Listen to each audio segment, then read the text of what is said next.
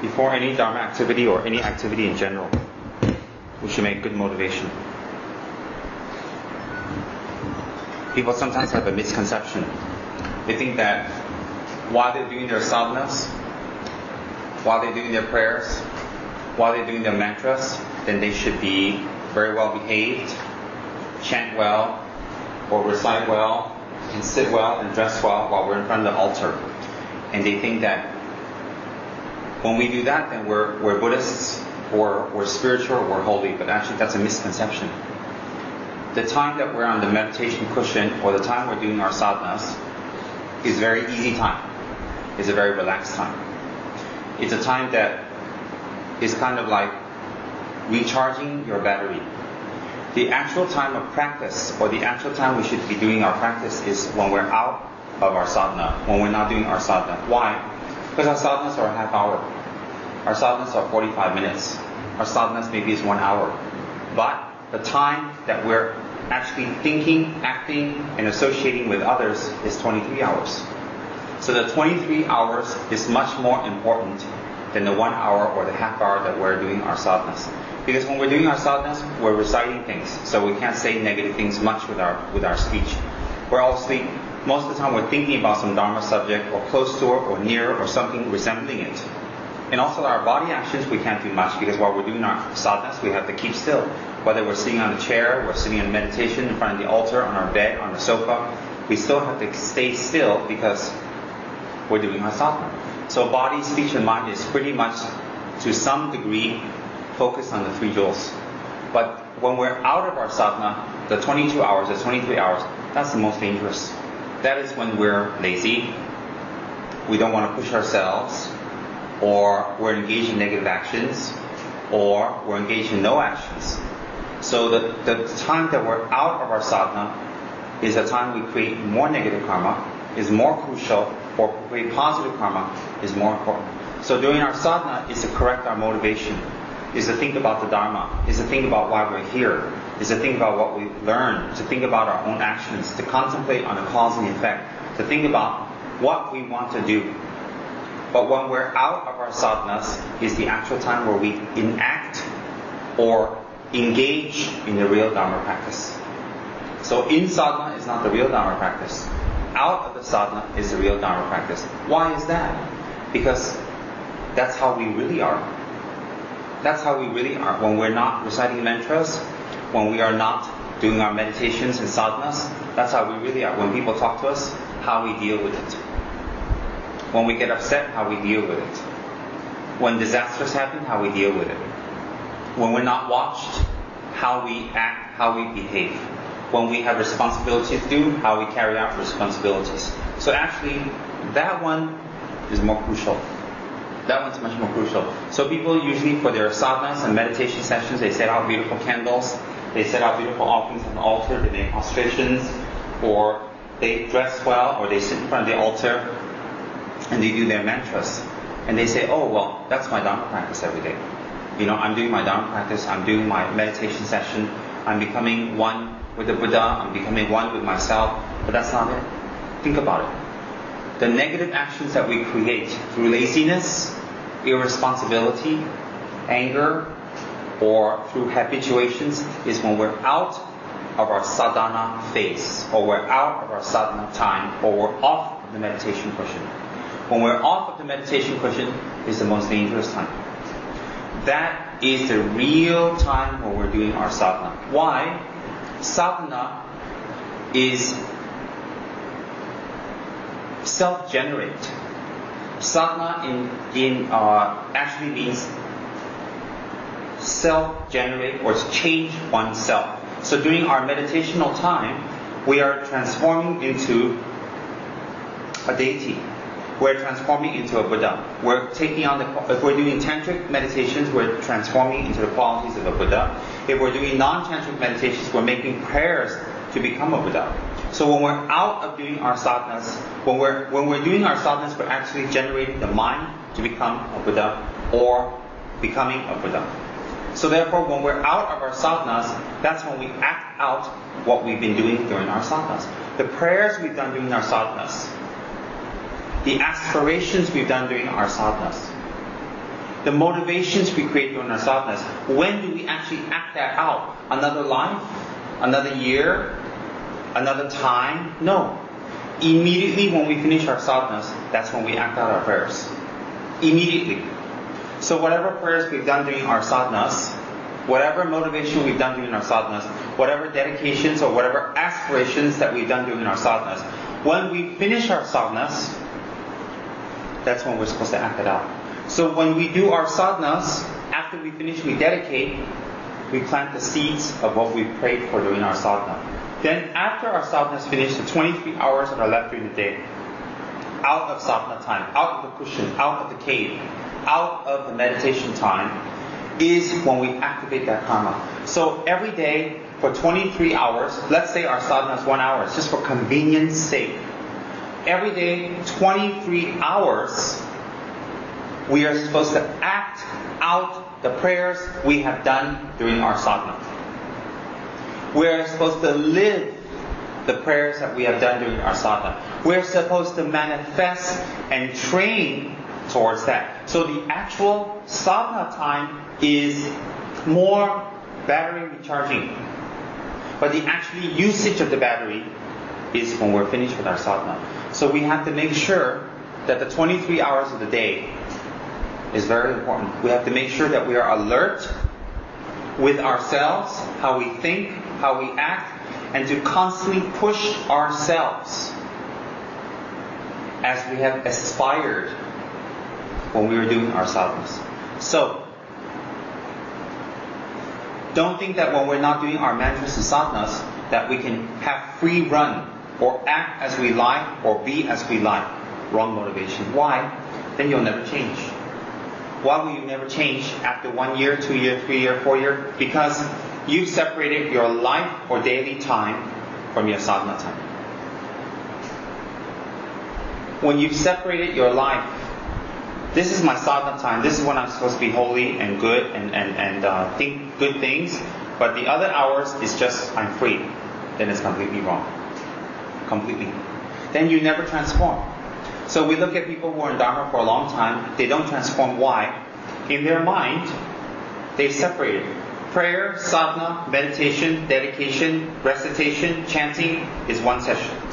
The other time is another session of my life. That's absolutely wrong. I believe, and I am absolutely correct on this, when we check the tantric texts, I am absolutely correct, which is, I believe our real sadhana time is the 23 hours. That is a crucial time. Why? That is when we can, inverted commas, slip. That's when we go back to our old habits.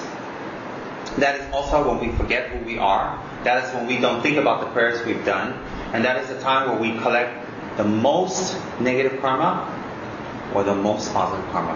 And that is the time where we're actually applying what we have meditated, prayed, and learned towards self-transformation. So we have to be very alert. Like right now, we're not doing our sadhanas. We have to be extremely alert with our mind. We have to be extremely aware with our mind. And why do we have to do that? In the beginning, training's like that. But it becomes better and it becomes easier. And when we apply ourselves every single day, that's how you see a change. As His Holiness the 14th Dalai Lama says, if you look for change on a daily basis, it's impossible. If you look for change on a monthly basis, also very difficult. But he says, if you look for change on a yearly basis, there you can see some difference. But if you look 2-3 years, he said definitely there's a difference if you apply yourself every single day. Daily difficult. It's like gaining or losing weight. If we look in the mirror every single day, are we gaining weight or losing weight? It's very difficult to tell because it's quite subtle. But if we look weekly or 2 weekly or monthly, oh yeah, I've gained some weight. Oh, I lost some weight. If you look at yourself every day, has my hair grown? It's very difficult to tell. But if you look at yourself weekly or 2 weeks or monthly, oh yeah, my hair has grown. So everybody in this room, monthly if we look, yeah, my hair has grown except that month. Everybody can look and say, oh yeah, my hair has gone longer. Except that month. That month maybe needs a few months to look. Yeah, except that month. But weight can use that example, right? Weight. Yes. Yes, so most of us can apply. So in any case, when we look to see change on a daily basis, cannot. But if we don't apply on a daily basis, the daily basis become a month, become a 2 months, become a year, become 2 years. They add up. We need to see a change. So if we don't see a change, it's that daily we've not been applying. If we don't apply daily and we don't see a change, ultimately no one can criticize us or say anything. Our karma comes back to us itself. No one can criticize us. So whether we have a teacher telling us off or screaming at us, doesn't matter. Why? Ultimately, karma comes back. And that's what we need to realize. So what we do during our sadhanas is very important, because they make the aspirational prayers and what we're supposed to do and how we're supposed to think and act for the day. Then when we're finished with the sadhana, if our sadhana is doing Om Mani Padme Hum, we should concentrate on the qualities of compassion and forgiveness, on the 8 verses of thought transformation. We should concentrate on the 7-point mind training. We should concentrate on all the qualities that we should understand in order to achieve Avalokiteshvara's incredible qualities. So even if our sadhana every day is Om Mani Padme Hum, 1 mala, that's it. We should think what it represents. We should think what's the meaning of Om Mani Padme Hum. Then when we think like that, we make the aspirational prayers, then when we're out of doing the sadhana, when we finish Om Mani Padme Hum, that's when the real action starts. And that's very, very important. So we have to be very vigilant. We have to be very alert. We have to be very aware. And we have to push ourselves out of the sadhana when we're out of sadhana time. Why? Because that's when it really counts. And we shouldn't depend on people watching us, or we shouldn't depend on a teacher, or we shouldn't depend on an outer source to watch us. Why? Because it is impossible to have someone watching us all the time. And if we depend on someone watching us, then we don't have a good relationship with ourselves. If we always depend on other people watching us, we don't have a very good relationship with ourselves. We don't like ourselves, or we don't put responsibility toward ourselves, or we don't actually rely upon ourselves. When we don't need other people to watch us, we have a very good relationship with ourselves. If we have a good relationship with ourselves, we will see our actions transform and change and bear good results. If we don't have a good relationship with ourselves, then we depend on other people to watch us or scold us or tell us off or to actually put us in our place or to guide us. And that also is not very good. Why? Because we're not acting on our own volition or acting from our own thinking or transformation or strength. We're acting because we're being watched. If we are acting because we are being watched, that builds up. Because then we send a psychological message to ourselves, oh, I'm being watched, I've got to be good. And then the minute I'm not watched, then I'm going to be myself. And that's a very bad message we send ourselves. And after months and years, what happens is we automatically get into this kind of mode. I'm being watched, I'll be good. I'm not being watched, I won't be good. So what happens? Even the time that we're good, we don't collect any positive karma. Nothing happens. Why? Because we're not good from inner transformation or inner thought or inner strength or inner understanding. We're just acting good because we are under threat. We are being watched. So how is that collecting good karma? Not possible. That's like a young monk who's frivolous and don't understand their vows or don't do any meditations, so they're always under threat they can lose their vows at any time. As compared to an elder monk or senior monk who the vows are very natural. They don't hold it, but they are acting naturally from the vows. Why? They contemplate and thought about it. There are monks who live their vows where it's very difficult to live their vows. Very, very difficult. Why? It's become like a prison. And there are monks who, it's as if they don't have any vows, but they act from the vows. Because it's from days and days of contemplation and acting. So similarly, if we have people watch us all the time, then our Dharma practice cannot bear many results. Why? We're not acting from ourselves. We're not acting from our strength. So therefore, we can look at people around us. We can look at a lot of examples. Why some people transform and why some people don't transform. Those who transform, they actually have a very good relationship with themselves. So in Christian terms, it would be something like they have a good relationship with God. Why? If you have a very good relationship with God, you're very comfortable. You love yourself. You don't need people to tell you to do the good thing. You live in goodness.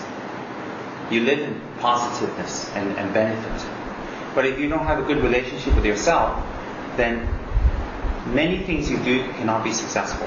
Why is that? Because you don't do it from you. You do it because you're forced. You do it because you're watched. You do it because you're afraid to get scolding or to have negative repercussion. So you're not doing it from you. You're doing it because you're being watched. And that's very dangerous. Why? It's a waste of time. We need to have control of our lives. We need to have control of ourselves. And we need to be comfortable with ourselves. And we need to be happy with ourselves. And we need to accept ourselves. And the only way we can do that is if we understand Buddha's teachings. If we understand Buddha's teachings, we will be very happy and comfortable with ourselves. We'll be very happy and comfortable with what happens. And we will see ourselves improve. Why? Because Buddha's teachings are a natural way of acting. The way we act is not natural. Being lazy is not natural. It's definitely not natural. Or being angersome is not natural. Or being sneaky is not natural. Being greedy is not natural. That's not a natural state of mind. That is unnatural. Why is it unnatural? Because those states of mind make us worried, unhappy, not have friends, lonely, and always on alert. When we're nice, when we have good motivation, when we're giving, or we're actually quite loving to others and caring, it's very natural because we feel good. We feel comfortable. We make other people feel comfortable. So people are comfortable, I'm comfortable. Comfort or comfortable mind or happy mind is a natural state. If it is an unnatural state, then we cannot practice to aspire towards that. If it is a natural state, then when we experience that state, even for a few minutes a day, then we feel happy. Happiness is a natural state of mind. Unhappiness is an unnatural state of mind. Why is unnatural? Because you're unhappy. Where in the world do you like black, thunderstorm, or darkness, or suffering, or death, or ugliness, unhappiness, violence? Who likes that? Even people who are very violent, even people who are very angersome, they don't like other people who are violent and angersome. They like other people who, when they go around them, they feel calm and happy. Even wild animals who are violent, like tigers and leopards and panthers, even wild animals, they're only violent and angry, or they're in a violent state of mind for a few hours a day. The rest of the time they're laying around doing nothing. Even they're in a calm state of mind most of the time. So my point is, you can check what is natural and unnatural with yourself. So if you wish to be in a natural state of mind, then you have to engage in actions that create that natural state of mind. And that is to be very comfortable with yourself. How do you become comfortable with yourself? To act in ways that are natural. At first it seems unnatural. Why? Because we're out of the habit. Many lifetimes of being out of the habit. But being natural, to be aware, is very natural. Very natural. To be kind is very natural. To be concerned about another person is very natural. And I want to establish that. It's natural because it brings us and others happiness. Everything we don't want, loneliness, disrespect, and people being angry with us, and people giving us a black face, everything we don't want can be avoided by engaging in natural actions. Unnatural actions lead to unnatural results. So therefore, when we act that is opposite Buddha's teachings, it is unnatural. Because Buddha's teachings bring us to a natural state of mind, clear light, calm, happy, forgive, nice, effort, enthusiasm. Why? Because those tools bring us to even higher. Happiness, being kind, putting in effort, enthusiasm, all those are just tools. They are not in themselves the result. Those are just tools. The actual result is pure happiness. Happiness that doesn't end. Security. Happiness for others. Calmness. Calmness doesn't mean you can't shout and scream. Calmness means shout and scream becomes a method, not who you are. It's a very, very big difference. Very, very big difference. So what happens is that the 45 minutes or the 1 hour we're out of the meditation cushion, off of the meditation cushion, is the most important time. That is when our practice really is. Why? Because that is the time we can collect more demerit, or more positive merit. Why is that? Because we live more out of the cushion, off of the cushion, than we do on the cushion. Some of us, the meditation cushion is like a prison. The 20 or 30 or 15 or 10 minutes we need to do our sadhanas and mantras is like a prison. But actually, that is not the actual practice. That is when we set what we're supposed to do for that day. And then we set what we're supposed to do daily, weekly, monthly, and we push ourselves toward, you will see a change. In this life, everything you have, no matter how little or how big it is from effort. Even some of us, let's say we're married and we have a rich husband, and the rich husband takes care of us. Even that, some people say, well, they're not doing anything. That still is method. There is some sort of effort that arises from some sort of method. Why is that? You have to please your husband. You have to mold yourself, go to sleep at the time he likes to go to sleep, or eat what he likes to eat, wear what he likes you to wear, go and do what he likes you to do. So you need to adjust yourself and change yourself somehow to get some kind of result. So even people who are doing nothing, they think they are doing something to transform themselves or change themselves. For better or worse is different. To gain some kind of happiness or security. So while we have the freedom now, we have the opportunity now, we have a Dharma center, we have a Dharma teacher, our body is healthy, our mind is sound, our senses are clear. We should put 100% into the effort of doing Dharma. Why is that? Then we'll become comfortable with ourselves. We'll be very, very comfortable with ourselves. When we are comfortable with ourselves, the happiness we experience will be immeasurable. When we think about it, how come after we do a Dharma action we feel very happy? How come after 10 million miximas we're all very happy? How come? How come after we do a sales day at the mines, we feel very happy? We're tired. It was a long day, our feet hurts. Maybe we're thirsty, maybe we're hungry, maybe we're sleepy, but actually our mind is happy. We feel sleepy, happy. We're in pain, happy. Happily we're in pain. How come? Although our body's in pain, we feel sleepy, we feel exhausted, maybe our mouth hurt from talking, we feel happy. That's how you check if something is natural. How come when we're sneaky and we don't do our work, for the moment our body doesn't hurt as much or our mind doesn't have to think as much, actually we're not happy because we're worried about what people think. We're worried about being caught. We're not happy. Definitely we're not happy. Why? Someone else has to do our job. And we seem like, oh, I got away with it and I feel happy. But we're not, because we're worried. We're insecure. For the few minutes or the few hours that we experience the happiness from not doing our responsibility or cheating or not pushing ourselves, actually the price is very high. Why? We lose respect from people. People don't like us. We get ostracized. We lose respect for ourselves. The price is very high. It's not something worth paying for. Why? Why is it not worth paying for? You think about it.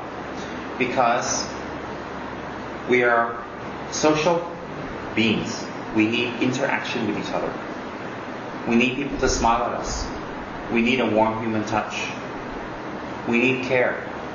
We need to talk. We need to have conversation. We need someone to acknowledge us. We need attention. So if we need all that, how can we get love, respect, attention, care, and human warm feeling or warm interaction from people if they don't respect us? If they don't respect us, how do we get this warmth and good feeling from other human beings? How? So when we don't get this warmth and good feeling from other human beings, how do we feel? We can't give warmth and love and care to other human beings. Why? because we're not getting it. And when we're not getting it, we don't give it. Then when other people also need it, they don't get it. Then they don't give it to us, and it becomes a very ugly cycle. What's that cycle? Of unhappiness, loneliness, a feeling that I'm not getting affection and care, and also, even worse, for many people, not are they feeling bad that they don't get it. They feel worse about not being able to give it. They're not able to give affection. They're not able to give love. They're not able to give any type of good feeling to another person, and that makes them feel very bad. Why is that? Because humans like to give as well as receive. So if we can't get good feeling from others, and we can't get good feeling from others, then we don't feel happy. When we don't feel happy, that is unnatural. How we act every single day has an incredible impact for people around us. It has an impact to ourselves, and it has an impact to the people around us. And the reason for that is, every day how we act, if we don't take responsibility and we don't do what we're supposed to do, and we don't act in a natural frame of mind, if we don't act that way, every single day, what happens is that we are going towards loneliness, unhappiness, fear, doubt, insecurity. Why? Because every single day we are sending that message to everybody around us. If you associate with me, I'm going to create problems for you. I'm going to make you insecure. I'm going to make you worried about me. I'm going to make you take responsibility for me. And everything that I do, you're going to have to check up and watch out and be careful, because I don't take responsibility for myself. So if you're around me, I'm a burden. I create heaviness and burdens around you. So that's one day. Then it's 2 days and 3 days. After a few days, after a few weeks, after a few months, definitely the people around us will get that message from us. What's that message? The message is, I will create unhappiness for you if I come around you. And so when we send that message to people, there's no way we can be happy. Why? All of us. There's no exception. Even people who stay in solitary meditational retreats in the mountains, locked away, they still need love, they still need care and respect from people. You see, respect doesn't have to be proximity. Meaning, if you're very near me, then I can respect and love you. You can love and respect me, and we can be near each other. It can be that we're thousands of miles away from someone. We still need that from them. Because the human feeling of love, respect, and care is not space or proximity or closeness. It is an emotional feeling. It is an emotional feeling. That is why if someone is 100 miles away or 1,000 miles away and we don't see them for months or years, they can still affect us dramatically. If we hear from someone, oh, that person living in America doesn't feel good about me, and they're very disappointed with me, it will affect us even if I live all the way in China. Even if I live in America, it will affect me. Why? Because it's not the proximity. Proximity is closeness or far. It is the feeling. It is a feeling. So that's why if we do something wrong and we avoid a person or we avoid a situation, that doesn't make us happy. Why? Because it's not proximity. It's not how close. It's we know how that person feels about us. We know how we made the person feel about us. We know how we made the person feel about them when we're around them. So when we know how they feel and how we made them feel, and how they have lost respect for us, or they have lost care for us, and we created that. Even if we live in the same room with them, or we live on different planets, we will feel unhappy. Why? Because human interaction does not depend on close or far, or rather the word is proximity. So people who escape and run, there is no escape.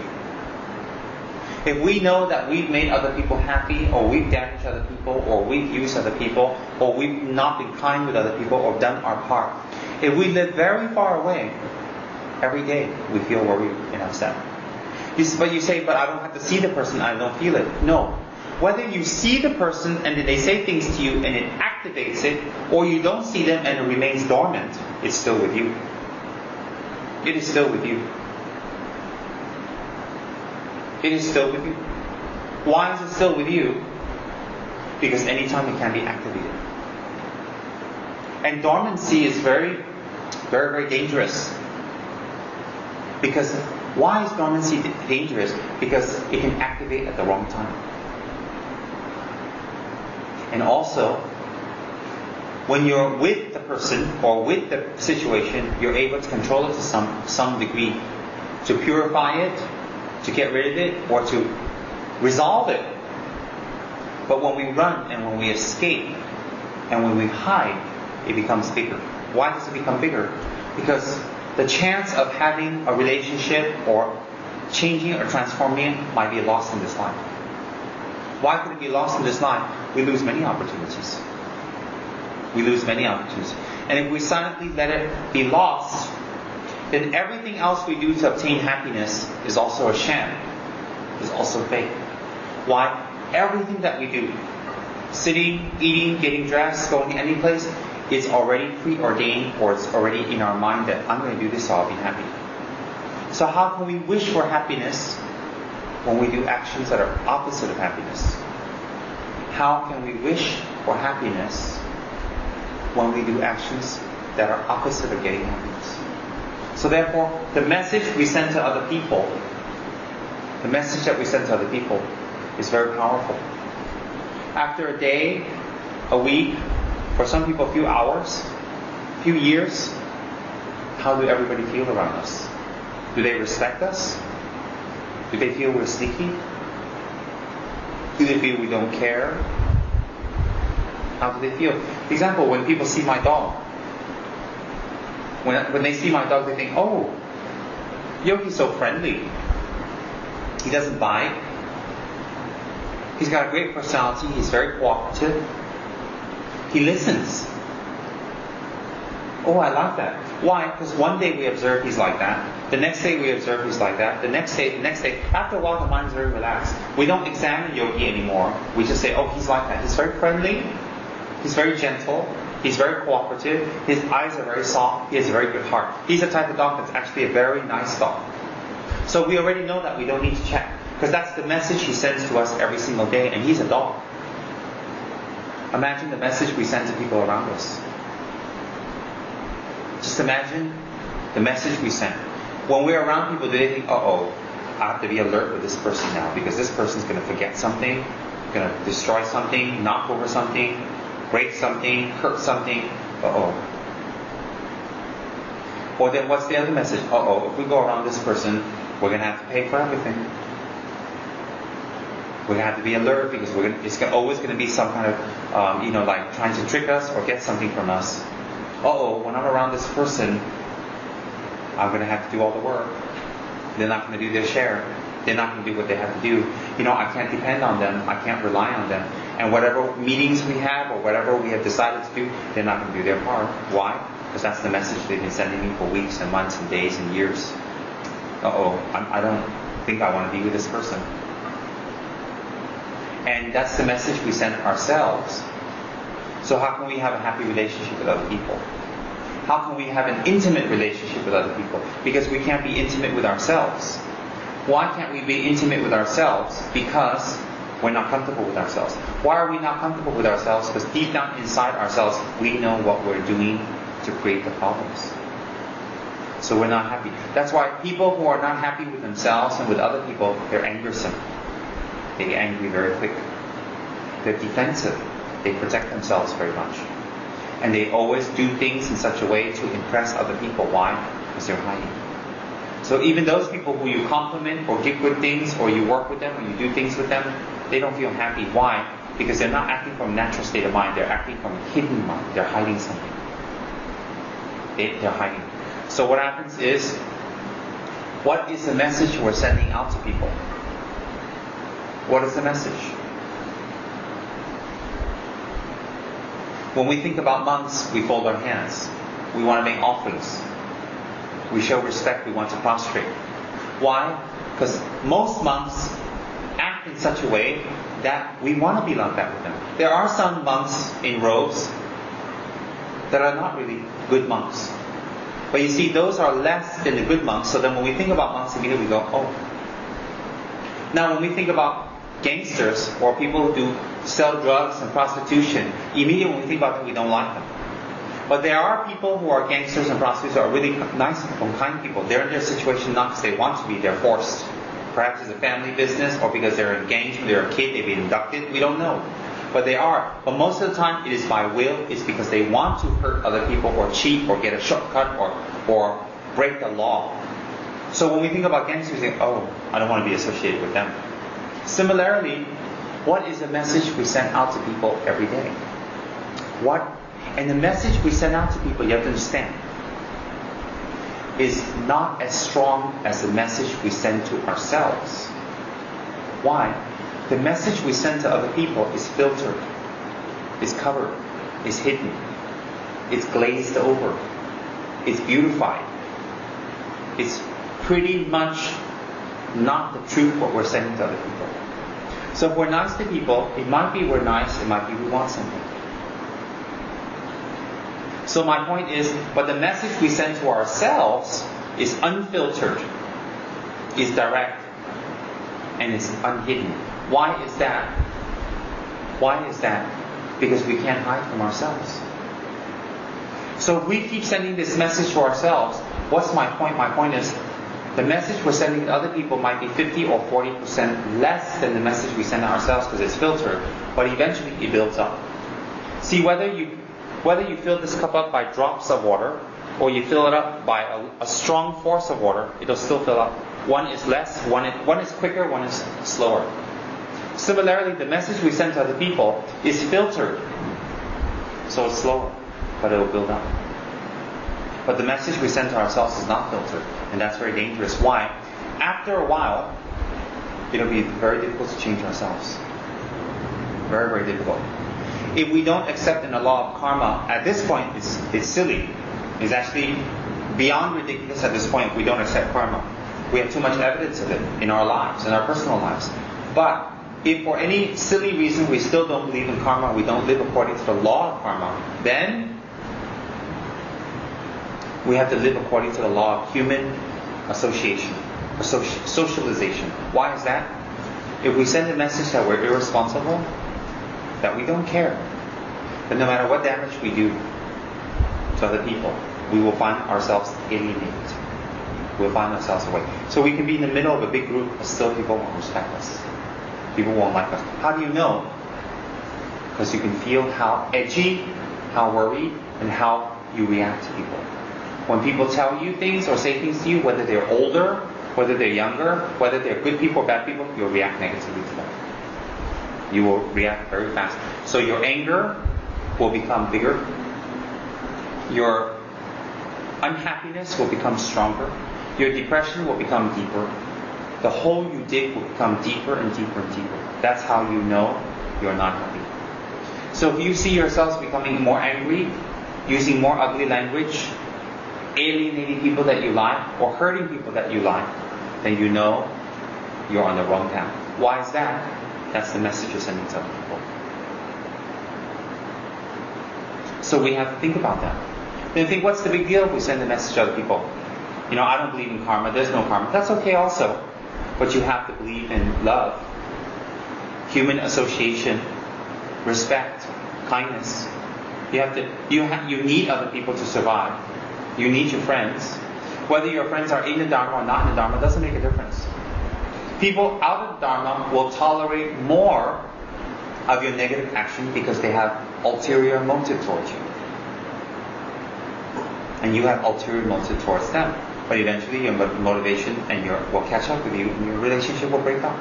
People in the Dharma will also tolerate more because they have a better understanding of the mind. But people in the Dharma, their relationship can break up also. Why? Because people in the Dharma are not necessarily with us. So if you're in the Dharma, your relationship with people can break up. You shouldn't have this projection, people need to tolerate me more because they're in the Dharma. They probably already do tolerate you much, much more.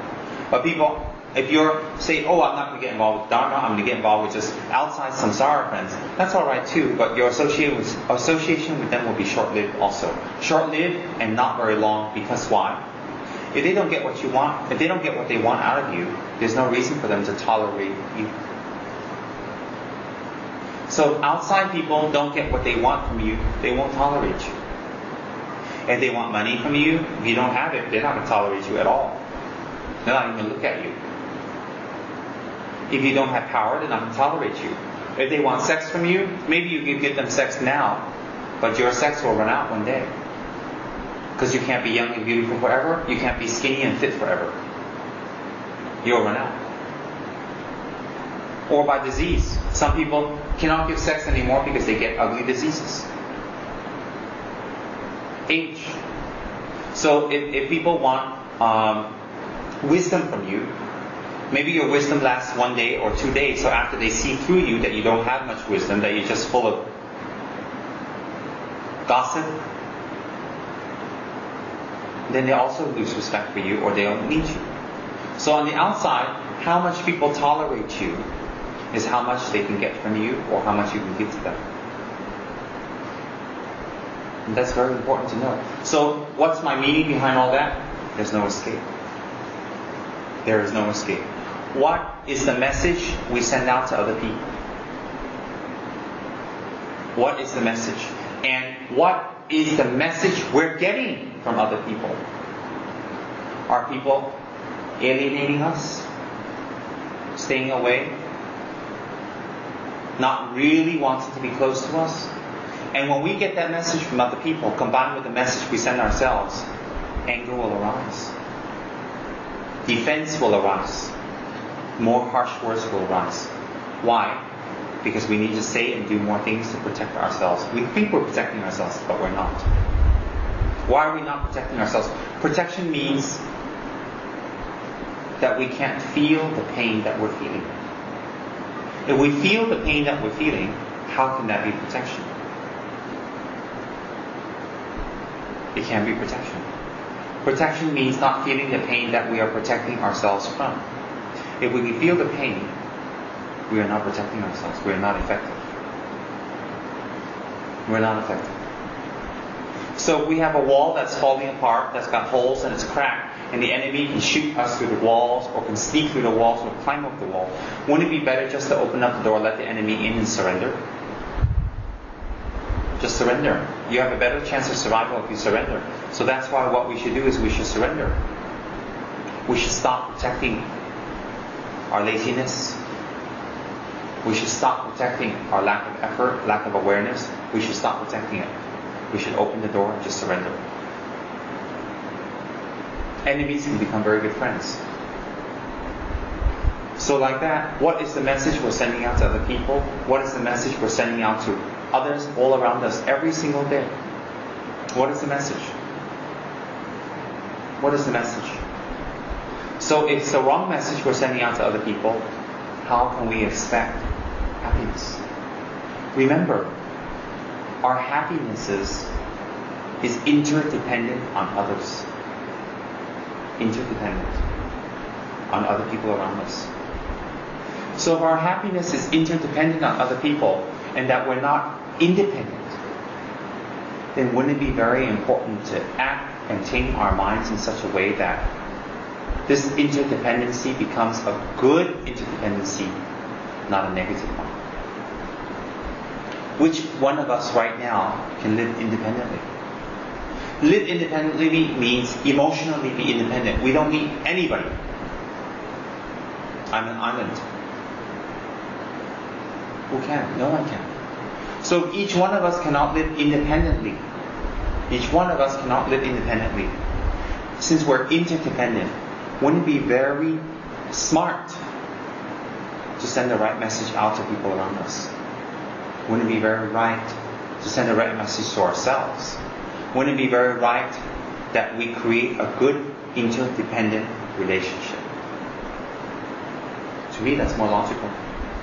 You see, I like that because it's not about praying, and I like to stress that. It's not about chanting, it's not about hell, it's not about heaven, it's not about something watching you. It's about the truth. It's about yourself. It's about myself. It's about our human relationship. That's what it's about. And I like that because it's 100% true. We need to live on the basis of interdependency, on a very gross level and on a very ultimate level and on a very subtle level. And that's the truth. On top of that, we have the Buddhas to pray to. On top of that, we have powerful Dharma protectors to help us. On top of that, we have gurus to teach us. On top of that, we have the holy Dharma to give us a direction and a way. But the most important thing is this is the reason we should take responsibility. The reason we should take responsibility and the reason we should be different and to send the right message out. The reason is this. We are interdependent. And I think that's the best reason in the world. We are interdependent with each other. We need other people's love and support and kindness and help and money and livelihood and support. We need that.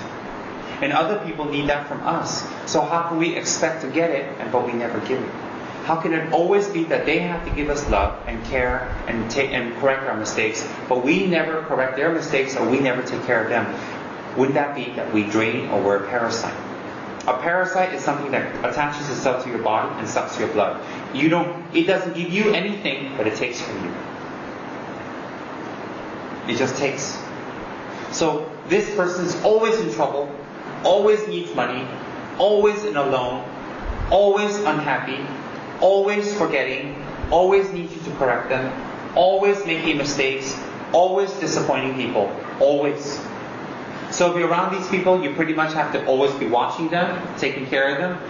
Even when it comes to donating things, they have nothing to donate. They have no money to give, they have nothing to give to others. But for themselves, they can give very easily. But for others, they can't. They can't give anything to others. You look sometimes when we have special sessions, when we're doing things in the center, the people who consistently always donate and give, and there are people who always never ever give. And they're always in a situation they can't give. Even $10 or $20 or $30, they can't give anything. Why is that? Because that's what they choose. That's what they choose. They always consistently cannot give. And that's the message to send to other people. So why is it that these type of people would expect happiness or get something good back? Am I criticizing or pointing fingers? No, it's a meditation. It is a meditation. It is a meditation on what? The truth. What truth? The very clean and clear fact that human existence is based on interdependency. That human happiness at our level, is based on interdependency. So we always make mistakes. We always forget things. We always have to be corrected. We always are damaging things. We always are forever a burden to others. Then how can we be happy? Why is it we can't be happy if we're always like that? Let me tell you why. Because we are dependent on other people. So we will lose our fan base. We will lose the respect of other people. We will lose the care and the affection and the protection of other people because we will wear them down. So whether we live 1,000 miles away from them and we see them once in 100 years, or we see them every day, it doesn't make one difference on how it wears them down and how it tears us apart. Why does it tear us apart? Because we don't need to see their face or how they act to us to know how they feel about us. We know. We know. So a human tendency is to avoid or not see or confront. And that's very bad. Why is that very bad? Because we think that's escape. We think that things will be alright. It cannot be alright. It's impossible to be alright. How can it be alright if we don't create the causes for it to be alright? If we're trying to plant things and cultivate rice, but we don't go to the rice field every day to take care of it, how do we expect the rice to be cultivated at the end of the season? So So how do we expect another person to love us, or to give us affection and care and social good feeling, if we don't create the causes? If we don't cultivate the rice, there will be no rice. How can avoiding the rice field produce rice? How can avoid another person create love and affection? So, what's the truth of the matter? The truth of the matter is very powerful. It's very powerful because it's a truth. Why is it very powerful? Because it is a truth that transcends and overrides all barriers, cultures, religions, backgrounds, thinking, all. That is interdependency. We are not alone. We cannot survive alone. We cannot act alone. In many ways, we are interdependent with each other. We are dependent on each other. We may even be financially independent of other people, but emotionally, we are not independent. We are not independent of another. We are dependent and interdependent. So if we are interdependent with each other, we are interdependent. If we want the domino effect, which is we line up all the domino chips, and we hit one and they just fall down, and they just fall. One hits one, one hits one. If one is missing, how is this one going to hit this one? This one cannot fall. It's interdependency. And interdependency or dependency, how the message we send to other people is the message we get back. The message we get back furthers the message we send to other people. And then it becomes a vicious cycle. That's what we call samsara. An endless wheel. So how long we've been alive now? How many years? What's the message we've been sending to other people? Why is it for some people, as the years go by, people respect them more and more and more and more and more? Why is that? Why is it as the years go by, people respect some people less and less and less and less and less? You see, if you have sex with a person, if you drink with a person, if you go out with a person, and you do drugs with a person, that can make you lose respect for them, or not respect them, or not think highly of them for a short while. But actually, that's very superficial. It's how much a person takes responsibility. It's how much a person cares. It's how much a person doesn't burden you and other people. That's what earns your respect. That's why in the case of Chögyam Trungpa Rinpoche, even though he was having sex with this person, that person, this person, it didn't destroy people's faith or confidence in him. Why? Because that everybody can see after a while. In the beginning, people say, "Oh, why like that? Why like that? Why like that?" But actually, when we understand it better, when we look at his quality and his care and his love, we find out that having sex for him was like eating, sleeping, peeing, washing. It was nothing. It was just an activity. But when we look deeper, why do so many people respect him? And their respect for him became stronger. I mean, when he first came to America, he had very little following. He had a lot of problems. He had immigration problems. And a lot of people within the Tibetan community were against him. And he was very nervous about how the Karmapa felt about him. He went through extensive preparation for the Karmapa to come. He was very worried. He had his students dress up. He became clean, groomed, rooms painted. And a lot of preparation was done. Because he was hiding something? No. Because he was acting in such a way to get close to his students so that he can help them. But that would not be understood in the Tibetan community. See, in the Tibetan community, a teacher doesn't have to go to that extent to teach the Dharma to the student, because the Dharma consciousness is mass. The Dharma consciousness in the Tibetan community is mass. Everybody knows it. So they don't have to go the extra mile to please or make the student happy or comfortable. But in a foreign situation, you have to do that. In the foreign situation, the teachers have to work double hard. The teachers have to make double the effort. Why? Because you're teaching people that know nothing about Dharma, that have no consciousness of the Dharma, that understand it not at all. It's like teaching barbarians in a way. Why? What are barbarians? Barbarians are people whose mind is pervasively selfish. Me, me, me, me, me. It's very hard to break through. Very, very hard. See, the Tibetan situation, the temple is already there. People will come and donate to the temple immediately. The minute you mention it, you don't have to explain why. You just say it's for the temple. You just say that, immediately people will donate and give. And they don't question it. If you tell them to feed the monks or make statues, no problem. Like one of the monks was telling me in my part of Tibet, that if I go there, I was joking with him. I said, oh, the monastery is quite small and all that stuff. He says, oh, no problem. If you go there, the whole village will come out in full force to rebuild the monastery for you. I said, why is that? They said, because everybody knows the benefit.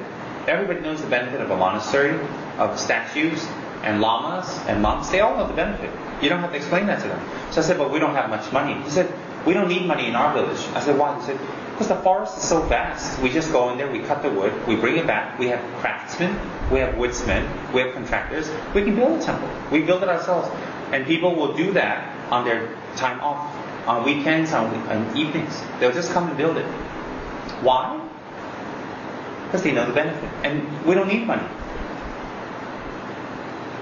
But that's it. And then when a teacher gives teachings, you don't have to beg people to come. You don't have to tell them to stay awake. You don't have to tell them to be alert. You don't have to say any of that. They already know.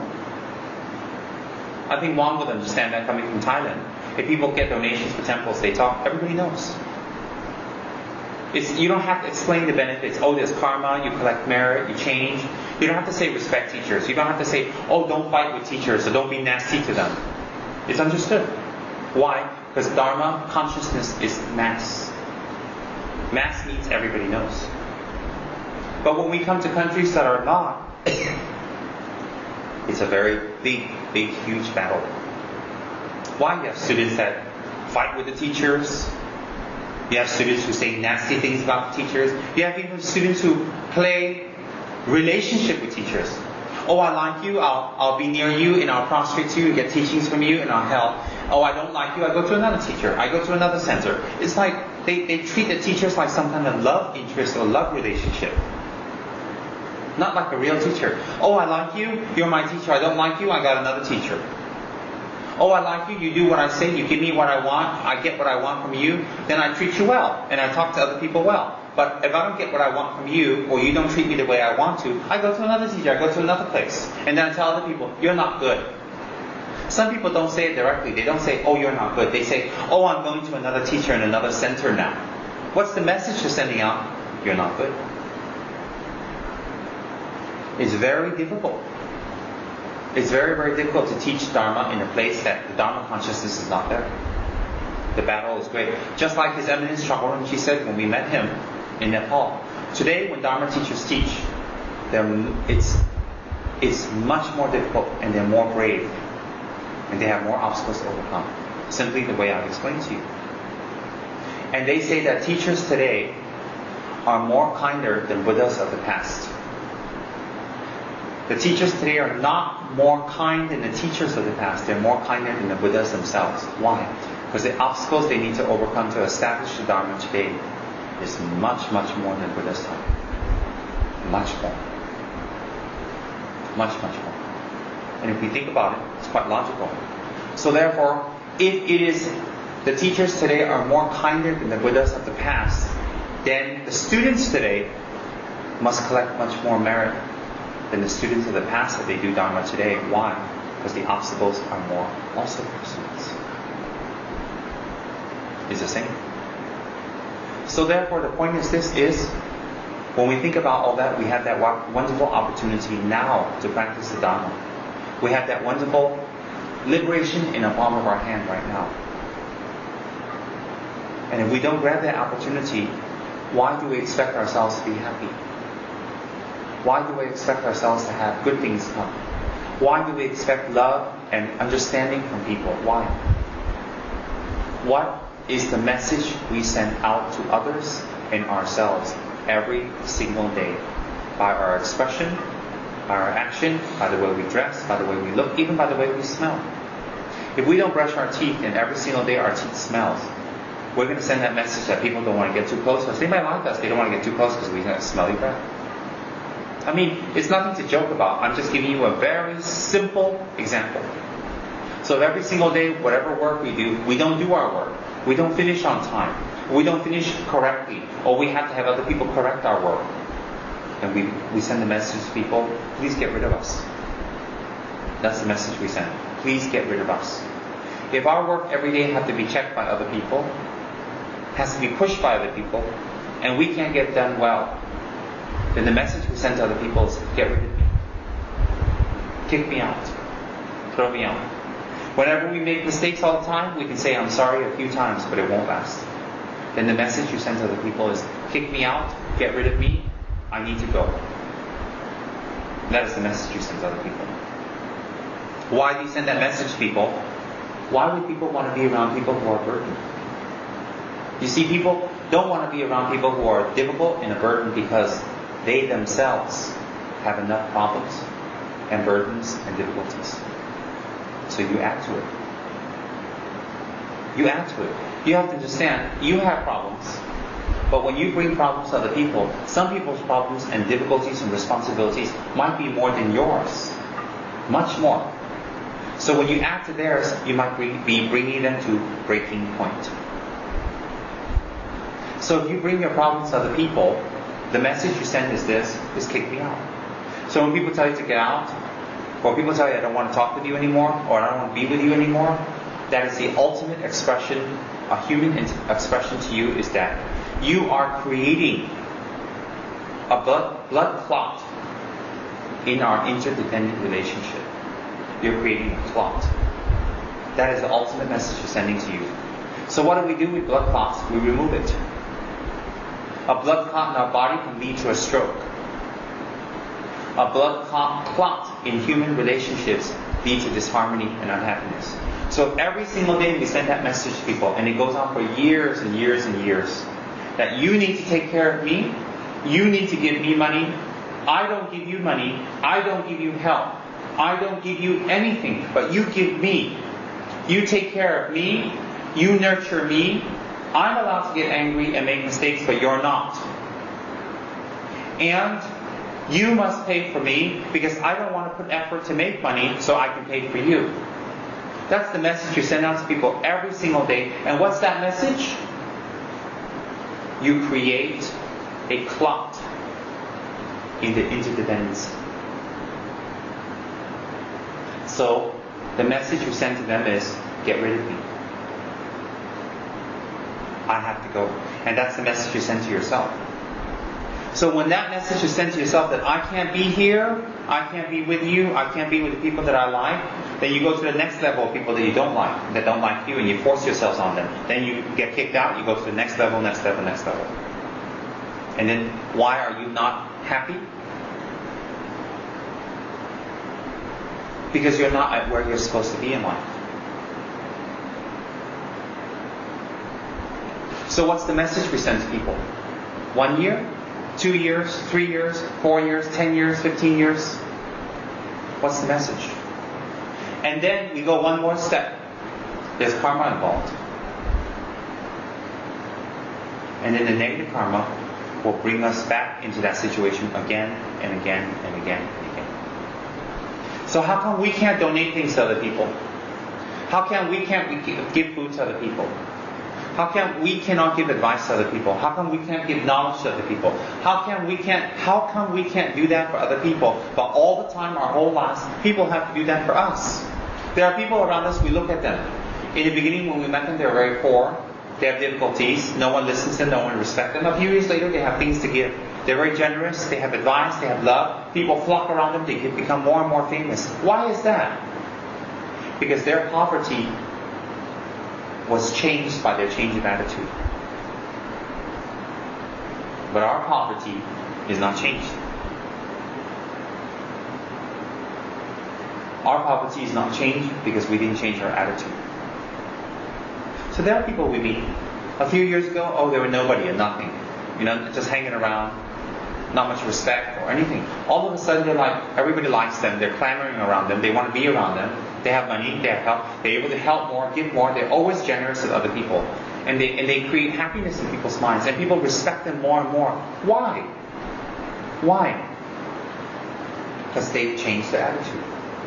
They have realized that they're interdependent with other people, and they've decided that in the chain of interdependency, in the relationship of interdependency, They become someone that give and take and give and take. Not just take and never give. How can we only take and not give? If we take and not give, we can get away with it. People will tolerate it. But remember something. How long?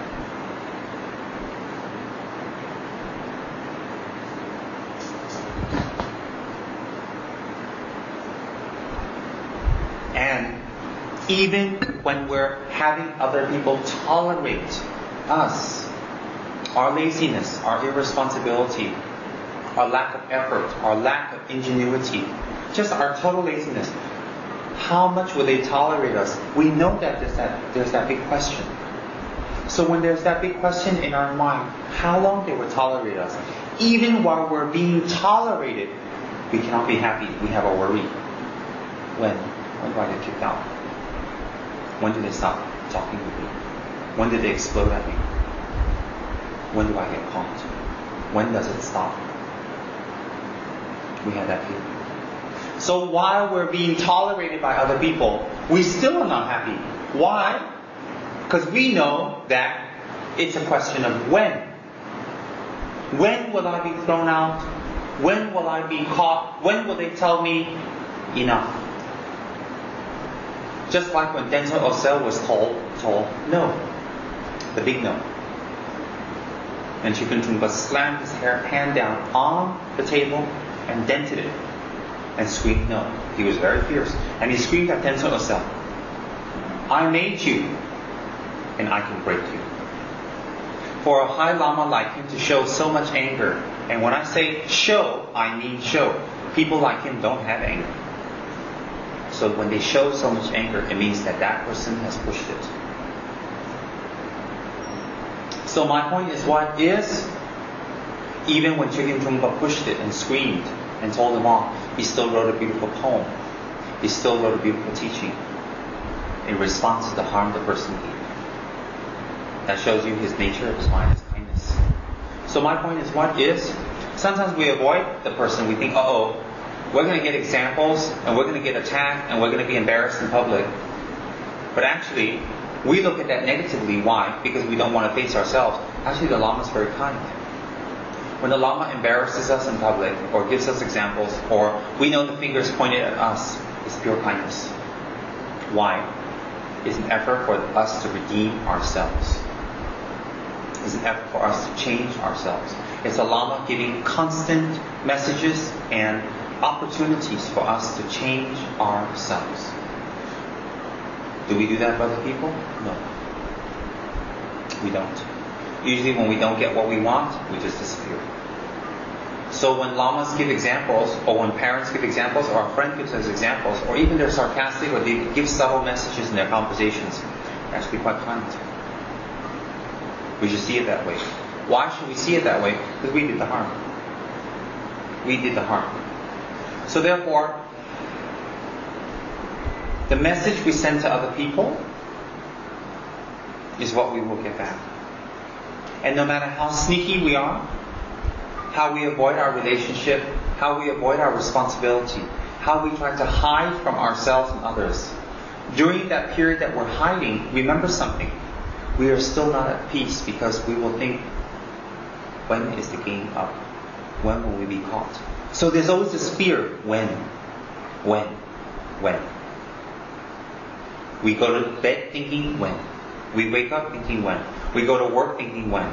We meet other people thinking when. All the time we're like, when. So all that energy is wasted toward when. That's a very unnatural way to live. Very unnatural. If we love ourselves more, we will not live with that kind of state of mind. And the reason we need to change, the reason is we are interdependent. That's the reason. Let's not go to a higher reason. At our level, that reason is good enough. We need to change is because we are interdependent with other people. And why is that a reason to change? Because we need love. We need help. We need social activities. We need care. We need affection. We need intimacy. We need food. We need money. We need to do something with purpose in our lives. And that can only be done in relations with other people. Together with other people. So we're going to be with other people and we always don't do our part. Or we do our part and we don't do it well, and we create a situation where other people have to always double check us. Then we destroy this interdependent relationship. So if other people have to check us all the time, correct our mistakes, tell us our mistakes, all the time, again and again, we destroy this interdependent relationship we have with others. When we destroy this interdependent relationship with others, how can it be that we're happy? How is it being happy being alone? How is it happy when we know that people don't respect us? How are we happy when we know that certain people have helped us tremendously and they're very hurt with us and damaged by us, and we do nothing about it? How can we be happy? And this emotional weight will bring us down deeper and stronger until we slouch. We can't sit up straight. We can't even look at ourselves, and we don't like ourselves. And that's when the danger comes. Why is that a danger? The most explosive actions come when people hate themselves. Suicide, screaming, fighting, yelling, disharmony, all arises from self-hatred. Self-hatred arises from destroying the interdependent relationship. The interdependent relationship is destroyed when we make no efforts to give back what we have received.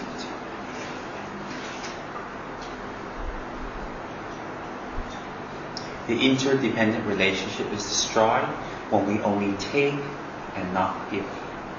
So when we take and not give, it's unfair. Why is it people always have to give us advice, always give us money, always bail us out of trouble, always emotionally correct us, always watch over us, always tell us what we've done wrong, and we don't take any responsibility for ourselves? Why is it other people always have to pay for us, always have to give us, and we never donate, we never give back? So when we hate ourselves, it came from where? It came from ourselves. Why? Because we didn't take responsibility.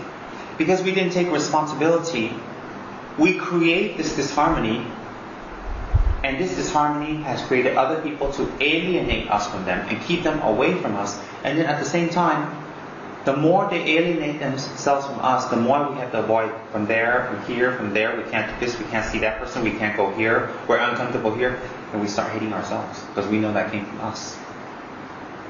So the reason why we need to take responsibility and change, the reason why we need to do things without being pushed, the reason why we ourselves need to be a hero for others and ourselves is because we are in an interdependent relationship. What is the interdependent relationship? An interdependent relationship is a social action and reaction. It is when we're kind to others, we get kindness. It's that when we give food, we get food. When we help financially, we get help financially. When we give love, we get love. When we give respect, we get respect. How do you give respect to other people? Giving things with 2 hands, that's a small thing. Respect for other people is when you don't burden them. When you burden other people, you don't respect them. If you don't respect other people, why do you think things will be harmonious? Why is it when you don't do your part, you disrespect people? Because you're disrespectful because you don't care about their time. You don't care about their problems. You don't care about their burden. You don't care about how they feel and what's going on in their lives. You expect them to correct your mistakes. You always forget to lock the door. You always fall asleep. You always don't have money. You always do things wrong. People always have to check what you're doing. If they have to do that for you all the time, non-stop, you don't respect them. Why? Because they have problems too. They have financial and physical and psychological burdens and difficulties also. So when they come around you, you add to it. You add to their problem. When you add to their problem, 1 time, 2 time can. But when it's continuous and daily and weekly and monthly, you add to their problems, how do you expect people to react back to you? By pushing you away, by shouting at you, by telling you off, by fighting with you. Then when people push you away and they fight with you and they shout at you, will you be happy? Or do you feel angry? So then what happens? This chain of interdependency, this cycle of interdependency is disrupted. You create that. You see, what's beautiful about this whole thing, why is it beautiful? Because it's something that we can all say, yeah, that makes sense. Because if I say, hey, you're going to go to hell if you keep doing this, some people believe it, some people don't. So there's not this pervasive agreement. Pervasive means under any scrutiny, it comes out correct. Pervasive, kaba. Pervasive, to pervade something is that it fits anywhere, anytime, through time, space, and culture.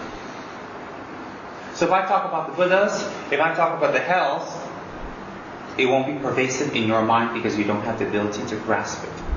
But if I talk about interdependency, no one in this room can say, that doesn't make sense. I don't believe that. Why don't you believe that? Unless you're insane, because that's something we can all see.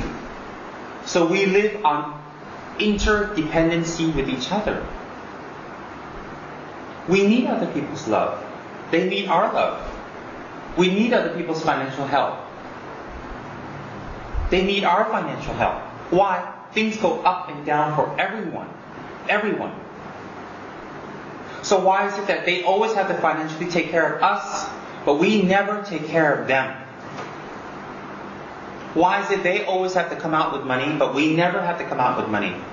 Because we don't make the effort to have money. Why don't we make the effort to have money? Because we don't put the effort in to create it. So why is it other people always have to advise us? Why is it when we're with other people, they always have to look at what we're doing and double check us and tell us what we're doing wrong? And that we just completely surrender and let go and let people around us tell us what to do, but we never have to do anything.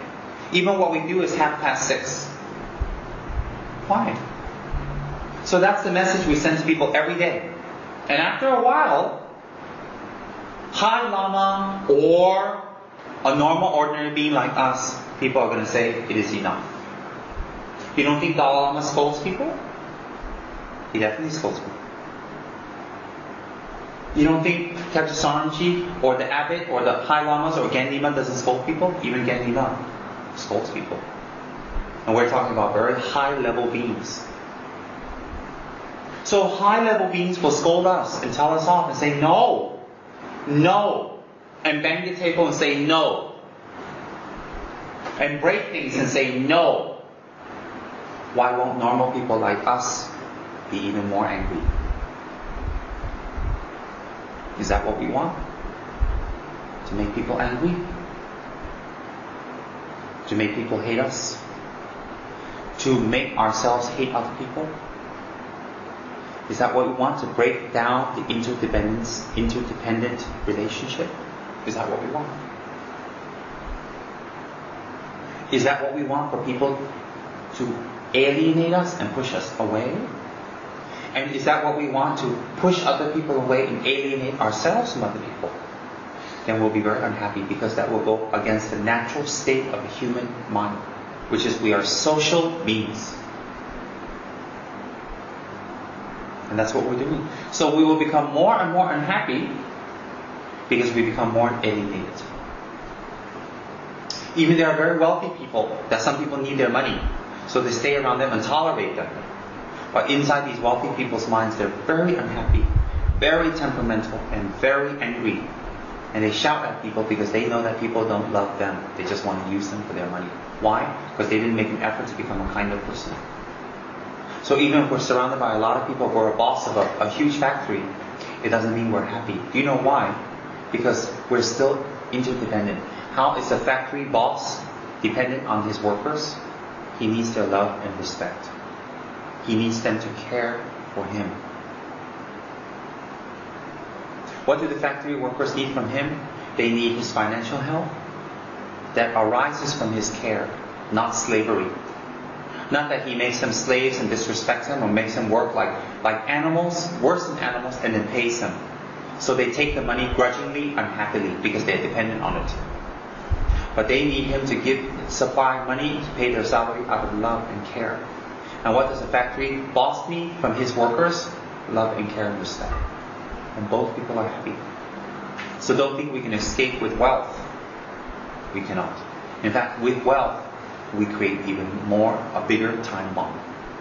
That's why a lot of wealthy people commit suicide, or do drugs, or alcohol. Why? It's a time bomb. Wealth only makes the situation worse and hides it better. It becomes a time bomb. So therefore, why should we transform ourselves?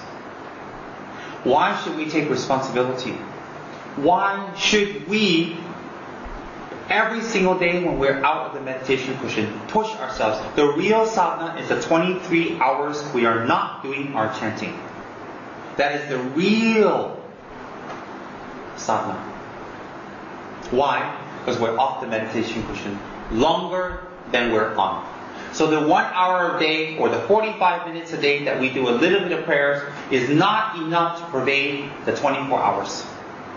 But the 24 hours a day, that how we act and think and motivate ourselves, will transform and change the 1 hour we're on the meditation cushion. So therefore, if every day, 23 hours a day, we push ourselves, we make effort, we make ourselves aware, and we become people who are very, very caring and loving, then when we do our sadhana, we gain attainments. Why? Because the 23 hours we created the merit. We destroyed the habit. The 1 hour is just a trigger. It's just a trigger. If we think the 1 hour of doing our sadhana is enough to gain attainments and the 23 hours don't matter, we are absolutely wrong. Absolutely wrong. That is why people who do their sadhanas, but during the day they don't change themselves, they gain no attainments. Some do their sadhanas for years, and they do a lot of retreats and meditations for years. They don't gain any results. Do you know why? Because the 23 hours of the day they haven't changed. They say, I don't want to do my sadhana anymore. It's no use, it's not effective. Wrong? Wrong. Why is that wrong? You think about it. It's exactly the opposite. The 1 hour we do our sadhana is not meant to cover the 23 hours during the day. The 23 hours is practice ground and training ground for that 1 hour. So for 23 hours we've been holding our vows.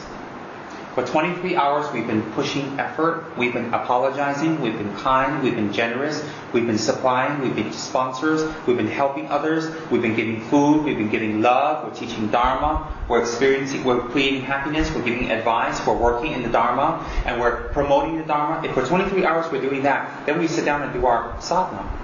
It's very powerful. Very powerful. For 7 years, what the Olympics are every 7 years, isn't it? Something like that. What are the Olympics? Anybody know?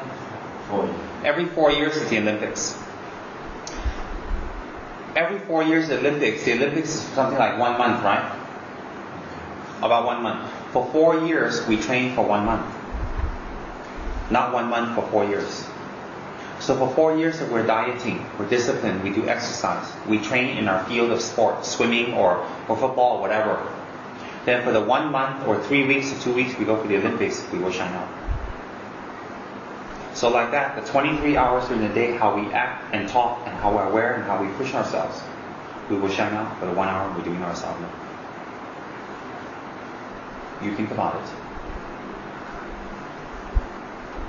So people who gain attainments in their sadhanas, people who transform in their sadhanas, people who can see deities, or gain powers in their sadhanas, is not the sadhana. It is the 23 hours out of the sadhana. And the 23 hours the next day, 46 hours. Then the next day, how many hours does it add up? Whereas your sadhana is just 1 hour, 2 hours, 1 week is 7 hours. What's 23 times 7?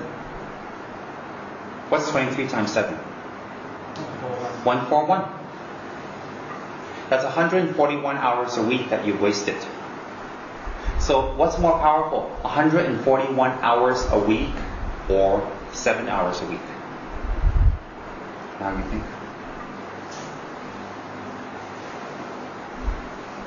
So the 1 hour that you're sending love out to people every day, 1 hour you're forgiving, 1 hour you're crying, 1 hour you're thinking about the Buddhas, 1 hour you're doing the long life prayers, you're doing the Ganan Pachima, you're doing the Miksama, you're thinking about Avalokiteshvara, Lama Tsongkhapa, Manjushri, Vajrapani, you're thinking about that very strongly for 1 hour. That's only 7 hours a week. That's only 28 hours a month. Compared to 141. Times 4?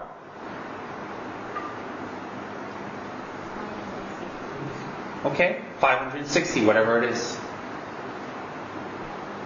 So 560 hours a month will be more powerful, and the karma you collect, or the 28 hours. So now you tell me, what is more important? What is your real sadhana? Logic. Clear logic for you. Now you think, why don't I transform? Because for how many hours a month? 400, is it? 560. For 560 hours a month, how do you act, condition yourself, treat other people, talk to other people? How do you act?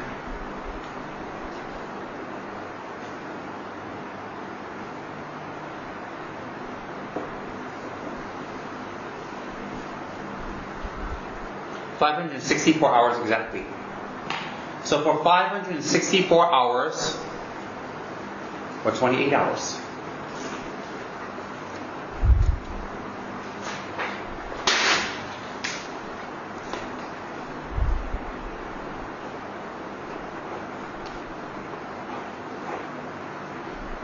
which one will have more effect? Then you times this by 12. That's 1 year. Why do you think you don't gain attainments? Simple logic. We've been focusing on this. That's 1 hour per day. This is 23 hours per day. So for 23 hours a day, we're not aware. We fall asleep. We take things from people. We give nothing back. We don't do our job. We get people upset. We get people to yell at us. For 23 hours a day, we need people to forgive us. We're a burden. We always have to be pushed and watched and checked. But for 1 hour a day, we're very holy smoly. Doing our prayers and our mantras, we're doing our offerings, we offer incense, we clean our altars, we do some cheap prostrations, we do a little bit of mix-em-up for 1 hour a day. Then that goes for 1 month. Then calculate 1 year for that month. 564 times 12. 28 times 12. 564 times 12 is what? For 1 year.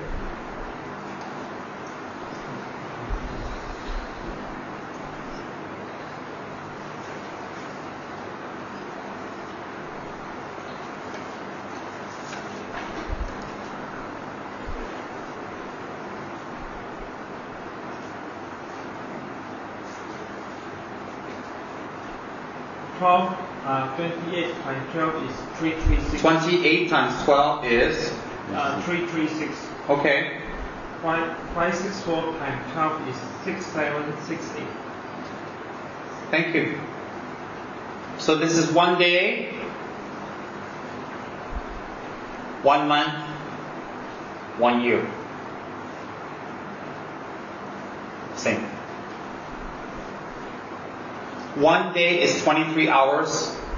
1 month is 564 hours. 1 year is 6,768 hours. As compared to 1 hour per day, 28 hours per month, 336 hours per year. Which one will have more impact? 336 hours a year will be here impacting 6,768 hours. So which one should we be focusing on, this or this? So So why is it when we focus on this and not this, we don't gain any attainments? Because this is how much time we've wasted. This is how much time we wasted. This is how much time we've invested. So even if we would get $1 per hour, this would be much more money. So if we are doing our practice 23 hours a day, which is careful with our speech, whatever work we get, we do it all the way without people pushing us. And we are responsible. And we don't hide. And we really don't need people to check our work. And we forgive and we're kind. And we hold our vows. And we study our vows. Our refuge vows, our bodhisattva vows, that for tantric people, our tantric vows. And we live this 23 hours a day, 564 hours a month, and 6,768 hours per year if we live this. Look how much time we had to transform ourselves. So 1 year, why won't we change? We will change. But for 1 hour a day, we're all holy smoly. And remember, most of us in this room is not doing 1 hour of sadhana a day. Most of us. So I'm giving you the benefit of the doubt. I'm giving you an extra 30 minutes. For some of you, an extra 45 minutes. So this 1 hour, we're making offerings. We offer some incense. We recite some cheap mantras while we're on the internet or on the telephone, or we're talking, or we're bored, we have nothing to do, or we're on the bus. That's our sadhana.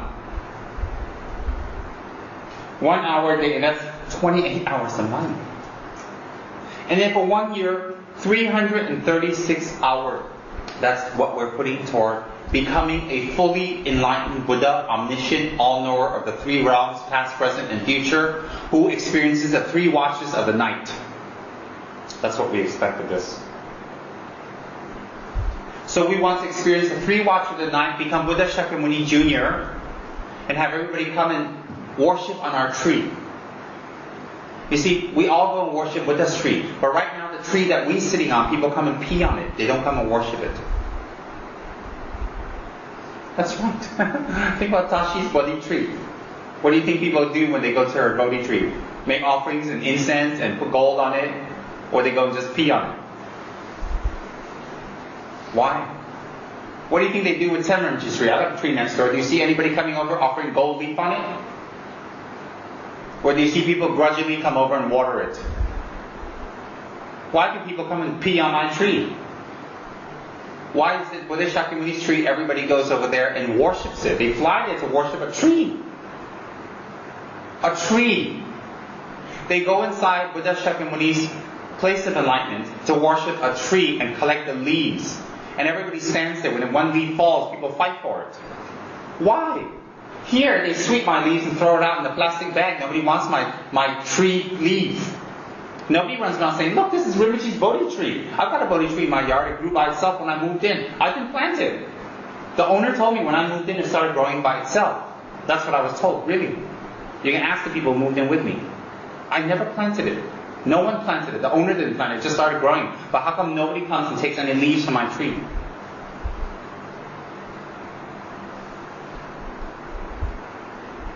And you guys don't even have a tree. How pathetic. So why?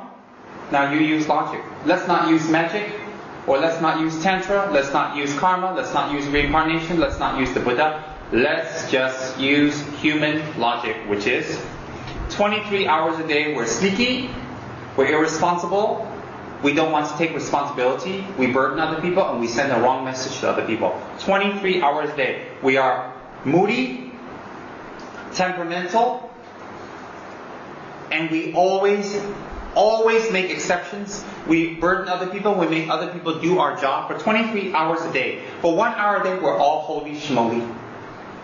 We have our malas. We all have very nice malas. We all have very beautiful pendants. It's got to be gold, of course. We all have beautiful altars. We all talk about statues. We talk about the mantras. We talk about our sadhana, and our sadhana book is wrapped up very well. We all have these wonderful things for the 1 hour, but we're not getting closer to Buddhahood.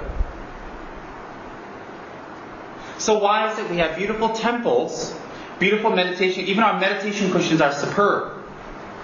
And we have silver. We have more silver on our altars than we wear on ourselves. Some of us have more gold on our statues than we have on ourselves. Why is it? Because 1 hour a day we're all holy smoly with our mantras. 28 out of 300, because this one can't fight this one. This one cannot fight this. Then multiply that. For some of us here, multiply that by 10 years. That is 67,680 hours. 10 years. Compared to 3,360 hours. 10 years. Just add a zero on it. So 67,680 hours for the last 10 years we've been irresponsible, a burden to others, not transforming, always borrowing money, always need other people's help for 67,680 hours for the last 10 years. If we've been alive for 70 years, that's 676,800 hours. And then won't that be more stronger than 330,000? So when we die and take rebirth, which one will have more impact on our mind stream? Which one will create a habit or habituation? 676,800 hours of our life we've dedicated to this, as compared to this. So why is it when you die you think you take a good rebirth? Now you use your logic. Isn't that fabulous? We're mathematicians now. But it's logical. So now you think, why am I unhappy? Why do people not respect me? Why am I lonely? Why can't I get a lover? Why can't I get rid of my lover? Why is it whether I have a lover or not, I'm unhappy? Why do people look down on me? Why do I always have no money? Why is it I see people around me improving and I'm not improving? Why is it I'm being ostracized? Why do people show me a black face? Why do I become more angry? Now you know. All that I've explained to you just now, you can meditate. If you meditate on this, your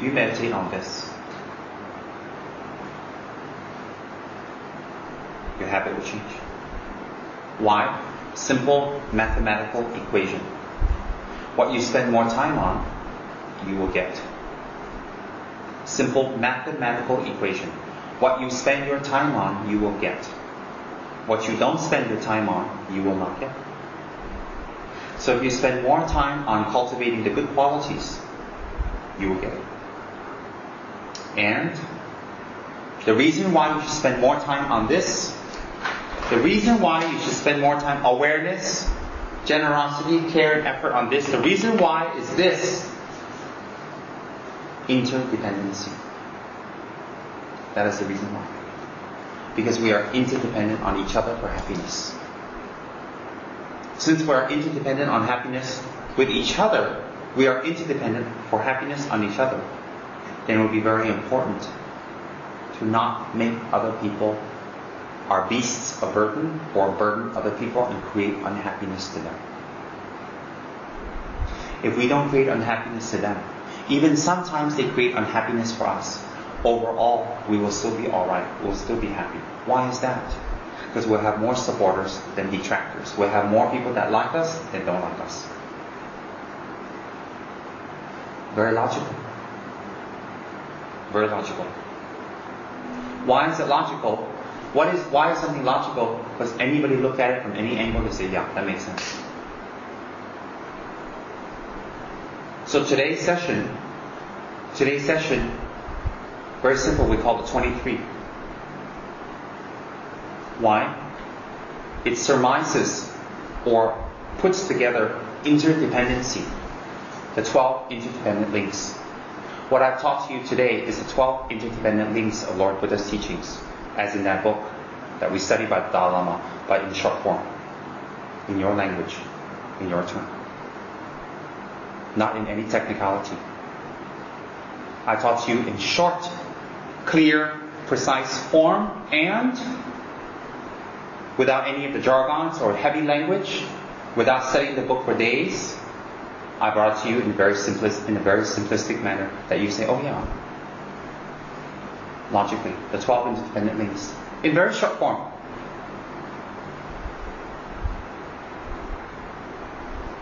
Why? So you can realize the causes, the source, the reason, and the solution for unhappiness, for harmony, for a happy life. I gave you the causes. So therefore, we can see from this teaching today, it's not for money, or job, or position, or beauty, or name, or race, that we have happiness. People say, oh, if I understand my culture and have my culture, I'll be happy. No. If you don't have anything else, maybe culture can make you happy temporarily. If you don't have anything else, money can make you happy temporarily. But actually, no. From this teaching, you can see what really makes you happy is 23. Transforming yourself 23 hours a day, so that your interdependent relationship with everybody around you becomes, listen to me carefully, so that the 23 hours a day makes you a person that makes your interdependent relationship with others fair. It's the key. You give, you take. You share, you get. You borrow, you give back. You love, you get loved. When your interrelationship with other people becomes fair, not you take, you borrow, you eat, you get everything, you don't give anything back. That's unfair. When you give and you get, and it's fair, this interdependent relationship with others, you'll be happy. Does that make sense? When it's unfair, you cannot be happy. And hence, how unfair it is. It's the scales. If we're taking more and we're burdening people more, when the scales become like that, how can it be fair and happy? This side will be happy because they have more. This side will be unhappy because they have less. If it's like this, it's also unhappy. Never mind all that. Just close the window. We can lock it later. So less noise and less interruption. So if it's like that,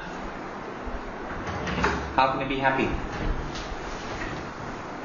How can it be? If it's like that, you can be happy.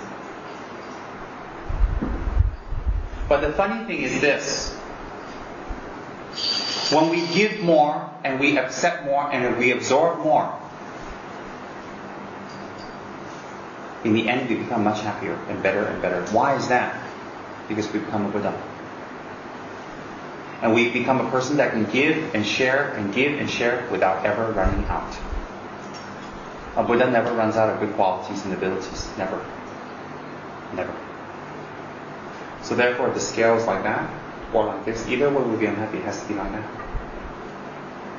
So 23 hours a day of how we talk and act and have relationship with others makes a huge difference for the 1 hour we're on the meditation cushion. The 1 hour on the meditation cushion is a culmination or just a final touch for the day's practice. So for 23 hours a day, we should be very kind to others. We should forgive others. We should study the Dharma. We should do prayers all the time to our yidams by our actions. Prayer isn't this, prayer is action. We should hold our vows. The Amish people believe that relationship with God or prayer to God is hard work. That's why in their communities in America, Pennsylvania, they have very clean, strong, beautiful identity. A very strong community. Because they believe that God is work. In Buddhism, we believe the same thing. Effort. Holiness comes about by effort. Same thing, same principle. So what happens is this, is that every single day, If for 23 hours a day we develop ourselves, for the 1 hour we're sitting on a meditation cushion, we will gain attainments. We will transform. We will transform and we will gain attainments. We will change. And we will see a difference and we will impact people around us.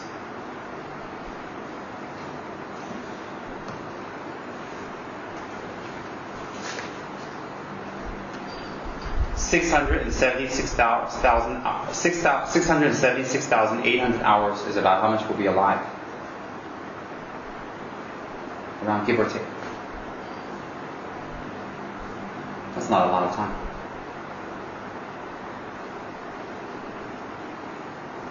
So this one or this one, this one or this one, this one, this one. You think which one will make a difference? And the reason why we should change that?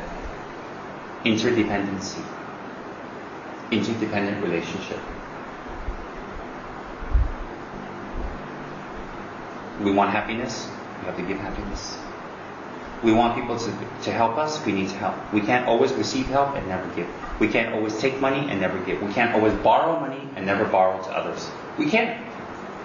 And the scales become like that. And how would that become a happy state of mind for us and others? We lose respect for ourselves, people lose respect for us.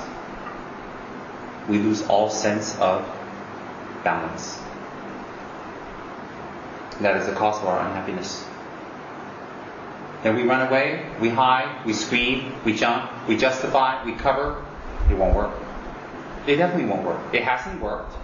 It hasn't worked for anybody. It won't work for us. Why? Because people have eyes and ears. Because we have intelligence. We ourselves know what we're doing. Very logical and very clear.